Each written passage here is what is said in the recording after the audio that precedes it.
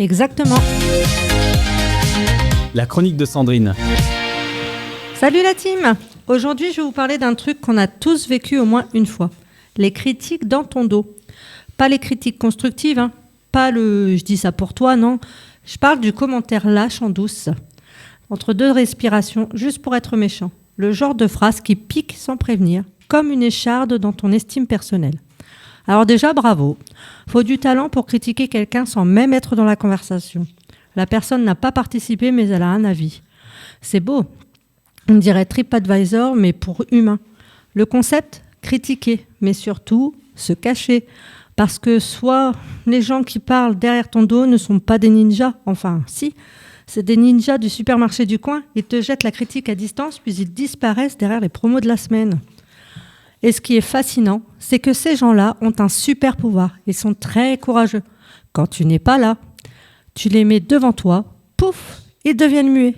Incroyable. Mais voilà, avec le temps, j'ai compris un truc, c'est que la plupart du temps, ce n'est pas toi le problème. Quelqu'un qui parle dans ton dos, ça dit beaucoup sur lui, beaucoup plus sur lui que sur toi. Soit il est jaloux, soit il est frustré, soit il est mal dans sa peau, soit il n'a rien à faire de ses journées. Et dans ces cas-là, franchement, qu'il parle de toi, ça te fait presque de la pub. Moi, je dis, si tu parles de moi dans mon dos, au moins fais-le correctement. Exagère, invente, rends-moi intéressante, qu'on s'amuse un peu, bordel. Dans ces moments-là, il faut répondre avec classe, avec hauteur et surtout avec humour. Par exemple, on m'a dit récemment, on dit des trucs sur toi. J'ai répondu parfait, tu peux leur dire de m'appeler, j'ai 2-3 infos croustillantes pour eux. Parce que quitte à être critiqué, autant participer à la légende, non ? Ah, ça passe crème. Mais au-delà des blagues, il y a un vrai message. Un message que j'aurais aimé qu'on me dise plus tôt. Parler dans ton dos, ça veut dire une chose, tu avances. On ne critique pas ceux qui stagnent, ceux qui bougent jamais, ceux qui ne prennent pas de risques, on critique ceux qu'on remarque, ceux qui prennent leur place, ceux qui osent, ceux qui dérangent par leur existence et ceux qui ne font pas que de la merde.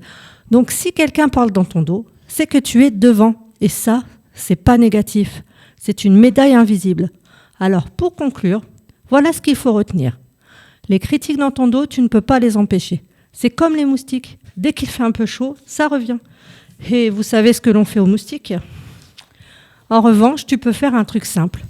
Continue d'avancer, continue d'être toi, continue de faire ce que tu fais, parce qu'au final, les gens qui parlent derrière toi, ils sont derrière toi. Et toi, tu regardes devant. Maintenant, je vais passer à ma petite baguette divinatoire de toutes les semaines. On t'entend. Tu m'entends ? Oui, je t'entends. Ah, je m'entendais plus Les du tout, auditeurs, je suis est-ce qu'on désolée. entend Sandrine ? Oui, on l'entend. Alors, ma petite baguette divinatoire, c'est la petite Miss qui l'a tirée au sort tout à l'heure. Et la petite baguette, elle dit « Il est temps de faire preuve de sagesse, bien que l'envie de craquer puisse se faire ressentir. Ne vous laissez pas déstabiliser par les personnes qui cherchent à vous détourner de vos objectifs. Vous valez mieux que cela. » Ça rejoint un peu les chroniques que j'ai dit depuis ces deux dernières semaines. Donc, je vous laisse méditer là-dessus. En attendant, c'était Sandrine. Merci de m'avoir écouté. N'oubliez pas, gardez le smile. Dites, ce week-end, vous voulez des idées de sortie ? Bah oui. Bah oui, vas-y. Alors, c'est le début des marchés de Noël. Donc, il y a Clairoy, la Croissante. Et bientôt, on va entendre Mariah Carey. Si tu savais. Donc, tous ces petits villages et ces villes se mettent aux couleurs de la magie de Noël. Et moi, j'adore ça. Si vous vous baladez sur Pierrefonds, vous pourrez visiter aussi son beau château. Vous pourrez y apercevoir dans la salle des gardes des œuvres en résine inspirées d'images de la propagande militaire chinoise.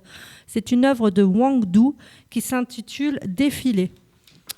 Vous avez également le Festival du film de Compiègne, toujours en cours. Donc pour sa 24e édition, ce festival vous propose des œuvres telles que Lumière, L'aventure continue de Thierry Frémaux, Nouvelle vague de Richard Linklater ou encore À bout de souffle de Jean-Luc Godard.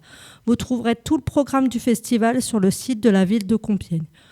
Bon, j'ai pas trop d'autres idées de sortie, donc si vous avez d'autres idées, n'hésitez pas à nous en faire parvenir quelques-unes. 149 Compiègne, sur Facebook. Bah, il y a déjà pas mal de sorties. Là. Oui, exact. Des beaux marchés de Noël, j'adore ça. Bah, Bah voilà, ça va se C'est déjà finir. la fin. Bah oui. On va se quitter. C'est passé trop vite. Franchement, ça va pas trop vite. Sur ces bonnes paroles, je vais vous souhaiter une excellente soirée. Merci de nous avoir écoutés sur Happiness Radio. Et puis, on vous dit à lundi, de 18h à 19h. Et happy Happy semaine.